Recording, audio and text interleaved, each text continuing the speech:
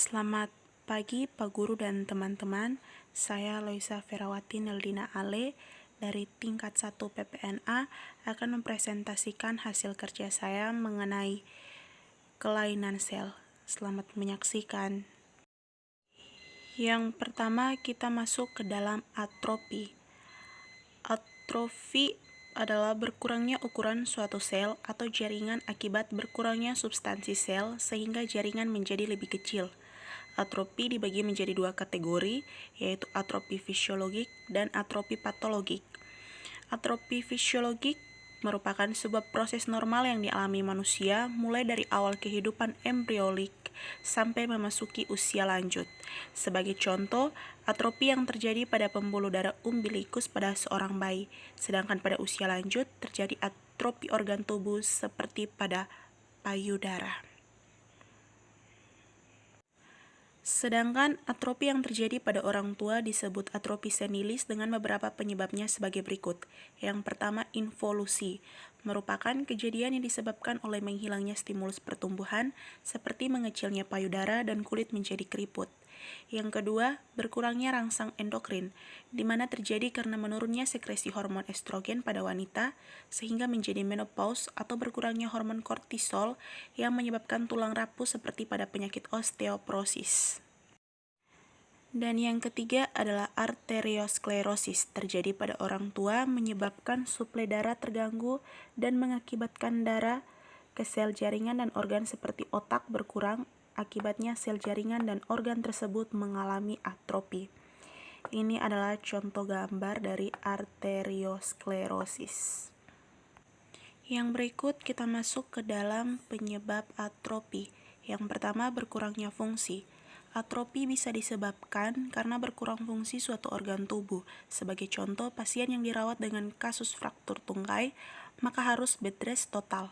Akibatnya akan mengalami atrofi otot karena berkurangnya fungsi otot untuk menggerakkan kaki. Yang kedua, hilangnya persyarafan.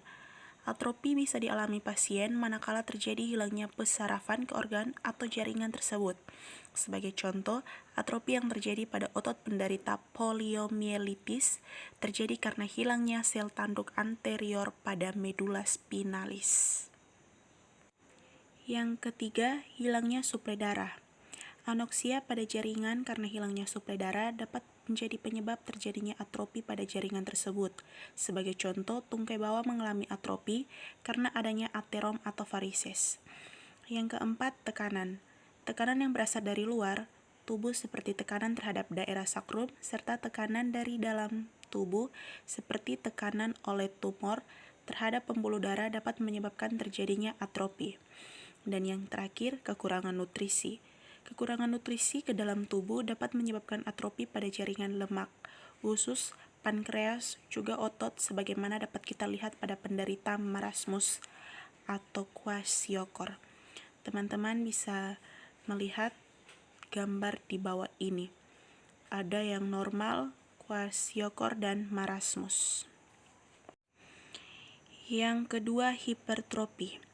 Hipertrofi adalah kelainan progresif dalam bentuk bertambahnya volume sel suatu jaringan atau organ tubuh, tetapi sel-selnya tidak dapat memperbanyak diri, melainkan sel-sel yang menyusun jaringan atau organ tubuh tersebut membesar menjadi lebih besar dari ukuran normal. Hipertrofi dapat dijumpai di berbagai jaringan. Yang paling mudah diamati adalah pada otot yang mendapat tambahan beban pekerjaan. Untuk lebih jelasnya, berikut ini akan dijabarkan contoh beberapa jenis hipertrofi.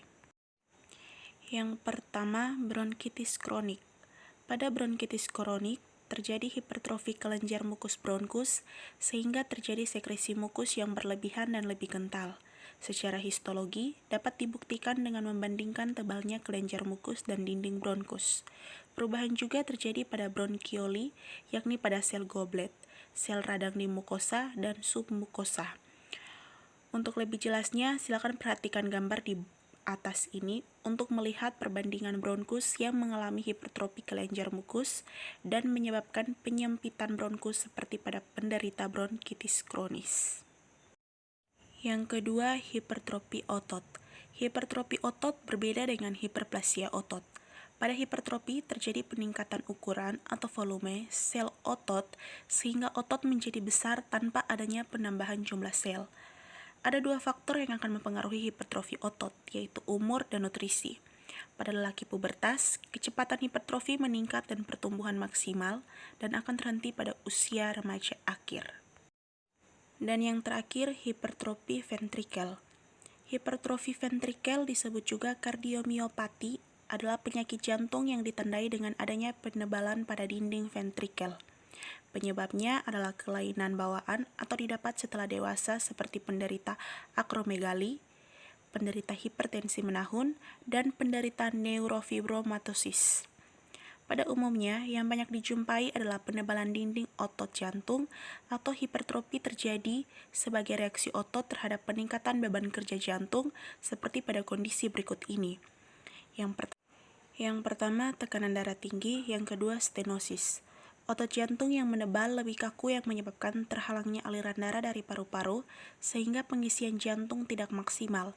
Akibatnya, terjadi tekanan balik ke dalam vena paru sehingga darah terkumpul di dalam paru-paru yang menimbulkan sesak nafas karena terjadi edema paru.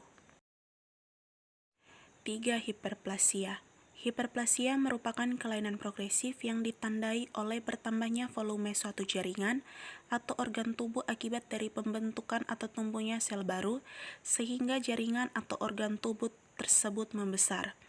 Hiperplasia terbagi menjadi dua golongan, yaitu hiperplasia fisiologik dan hiperplasia kompensatorik. Hiperplasia fisiologik juga dibagi lagi menjadi dua, yaitu hiperplasia hormonal dan hiperplasia endometrium. Hiperplasia hormonal merupakan proliferasi kelenjar mamae akan terjadi saat seorang wanita mulai hamil dan terutama saat mulai menyusui, ditandai dengan mamae yang membesar. Hiperplasia endometrium adalah penebalan atau pertumbuhan berlebihan dari lapisan dinding dalam rahim yang dalam keadaan normal akan mengelupas pada saat menstruasi. Ini adalah gambarnya. Tanda dan gejala yang dialami hiperplasia endometrium adalah siklus menstruasi tak teratur, tidak haid dalam jangka waktu lama, dan polimenore yaitu menstruasi terus-menerus, dan banyak serta plek sehingga hubungan suami istri pun terganggu.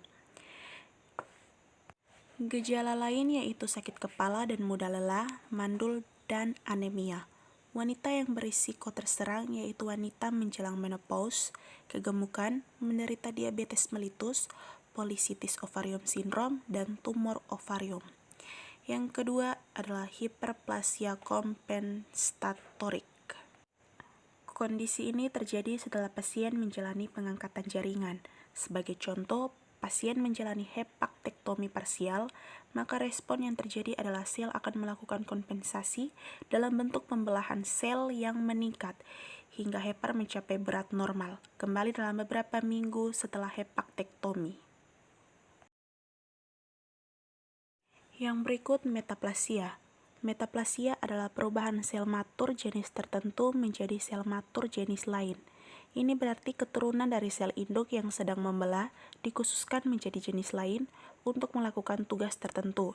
Sebagai contoh, lapisan endotel cervix uteri yang mengalami iritasi kronik, maka bagian epitel kolumnar akan diganti oleh epitel squamosa yang mirip epidermis. Berikut ini adalah beberapa contoh metaplasia. Yang pertama, metaplasia kelenjar di esofagus.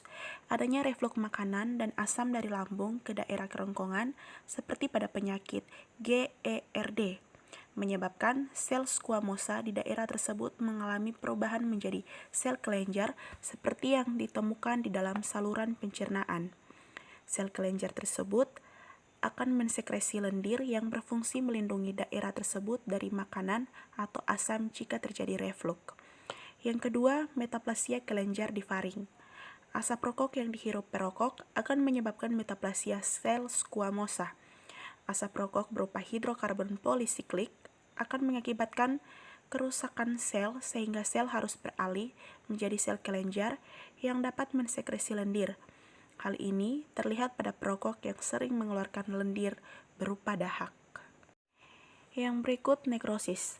Nekrosis adalah kematian sel yang terjadi akibat cedera yang memiliki ciri adanya pembengkakan dan ruptur organel internal.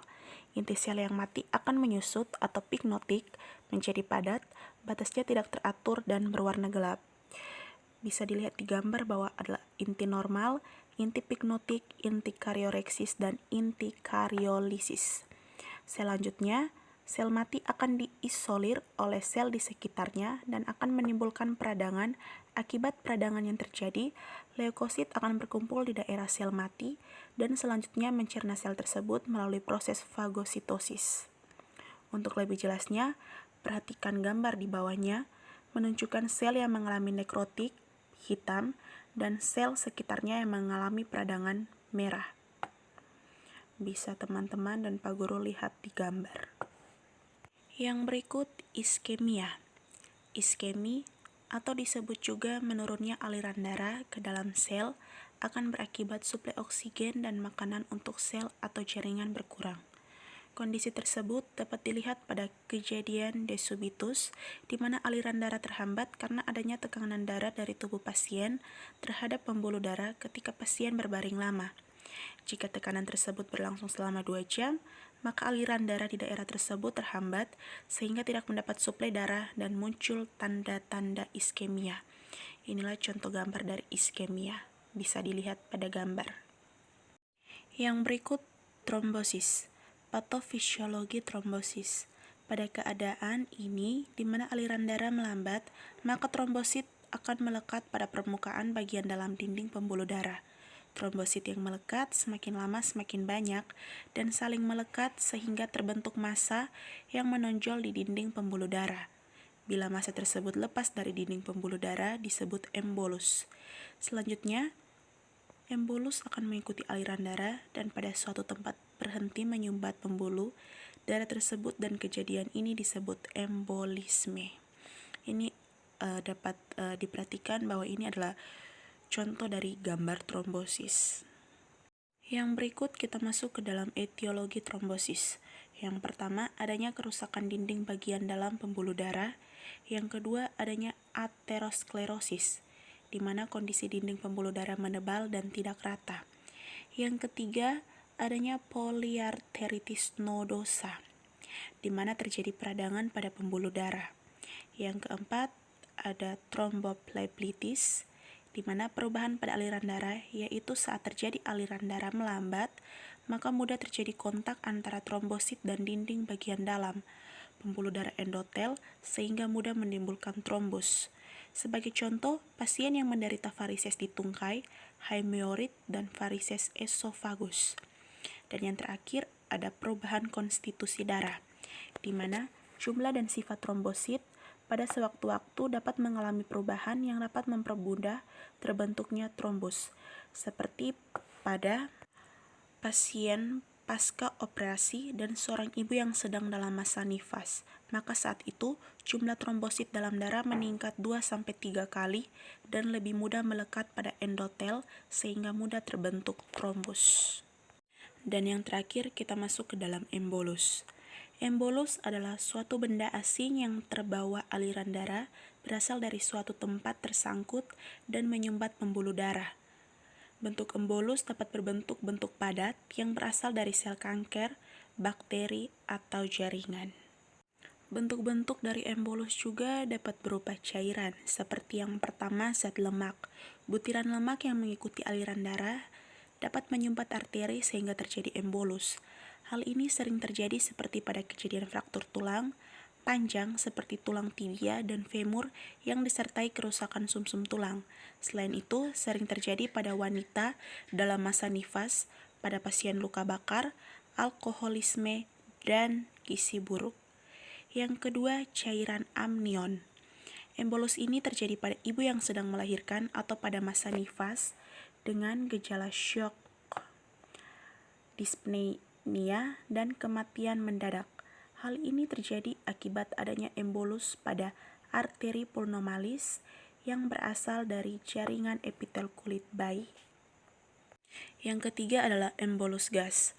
Pada operasi toraks yang memotong vena besar, akan mudah terjadi masuknya gelembung gas ke dalam sirkulasi darah dan menyumbat sehingga menyebabkan kematian. Embolus juga dapat terjadi pada pemberian cairan infus, transfusi darah, dan pemberian obat melalui vena. Baik, sekian dari hasil presentasi saya. Semoga apa yang saya sampaikan tadi dapat bermanfaat bagi kita semua. Sekian dan terima kasih.